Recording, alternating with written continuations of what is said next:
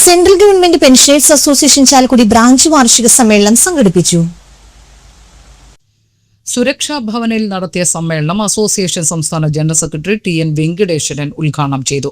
സംസ്ഥാന secretary V. Sreekumar മുഖ്യപ്രഭാഷണം നടത്തി. Branch president B. സോമൻ അധ്യക്ഷനായി. ഓർഗനൈസിംഗ് സെക്രട്ടറി ഗോപിനാഥൻ, ജില്ലാ secretary P R. Gopalakrishnan, joint secretary Suresh എന്നിവർ പ്രസംഗിച്ചു.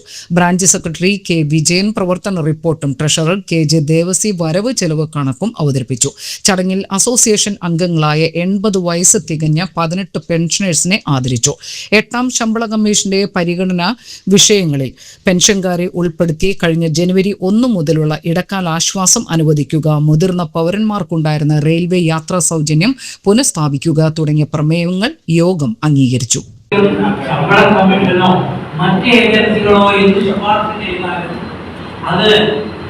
അത് ഏത് തീയതിയിലും പെൻഷനാകുന്നവർക്ക് കൊടുക്കണം, ഏത് തീയതിക്ക് ശേഷമുള്ളവർക്ക് കൊടുക്കണം എന്ന് തീരുമാനിക്കാനുള്ള അധികാരം സർക്കാരിനുണ്ട്. മുൻകാല പെൻഷൻകാർക്ക് നിഷേധിക്കാനുള്ള അവകാശമുണ്ട്.